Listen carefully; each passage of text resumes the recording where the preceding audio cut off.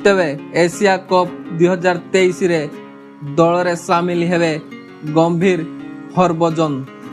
भिडियोटी start करने पूर्व channel को जो माने सब्सक्राइब करना सब्सक्राइब कर दियंतु, पाखर थिबा घंटी चिन्ह रे दबेई दियंतु।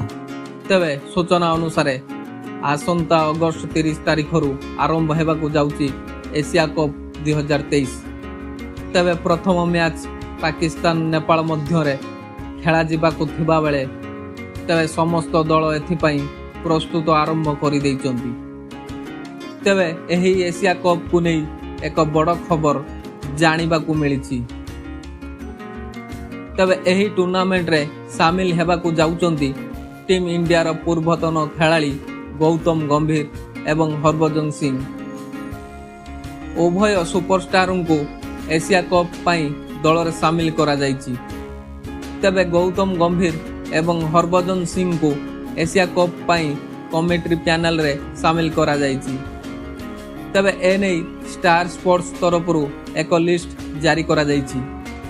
ट्विटर अकाउंट रे एशिया कप रो कमेंट्री मानंको तालिका प्रकाश करिछि स्टार स्पोर्ट्स।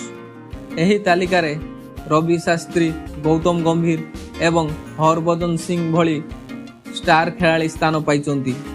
सेही परि पाकिस्तान तरफरु वासिम आक्रम, ओहंकार समेत अन्य क्रिकेटर माने मध्य कमेंट्री करुथिबार नजर आसिबे। तेबे एहा व्यतीत जिम्बाब्वे रे पूर्वतन क्रिकेटर एंडी पावर एही टूर्नामेंट रे कमेंट्री बॉक्स नुआ दायित्व ग्रहण करिवे।